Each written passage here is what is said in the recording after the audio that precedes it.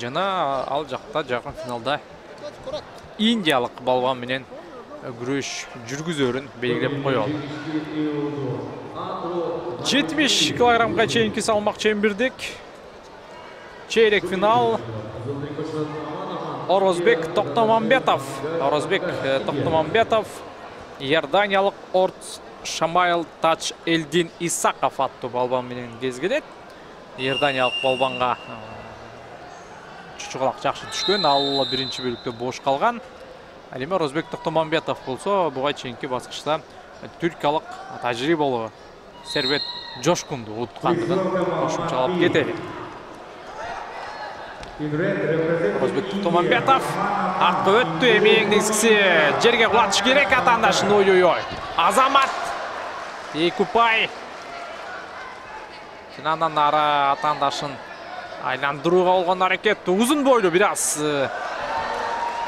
ыңгайсыз жаратат экен. Дагы бир айландыруу, эсеп 6-0. Жана дагы бир айландыруу 8-0. Жана дагы бир жолу айландыра турган болсо, беттешме өнөтүнүн мурда жыйынтыкталат.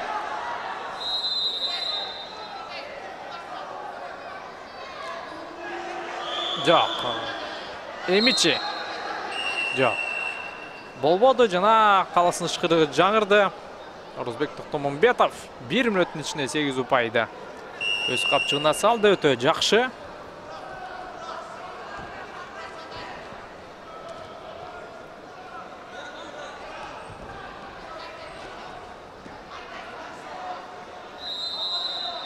Ушул жерден артка өтүүгө мүмкүнчүлүк бар Орозбекте. Өтүш керек.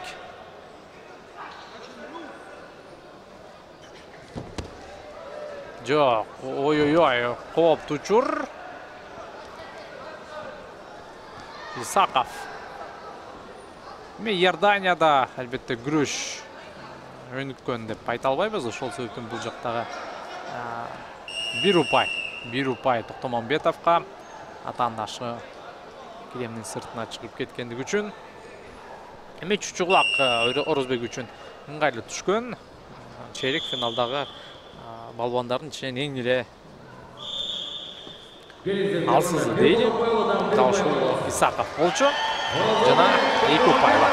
11-0. Орозбек Токтомамбетов 2 мүнөт ичинде атаандашын утуп, жарым финалга жолдомо алды. Азамат Орозбек Токтомамбетовдун бул жеңиши менен куттуктайбыз.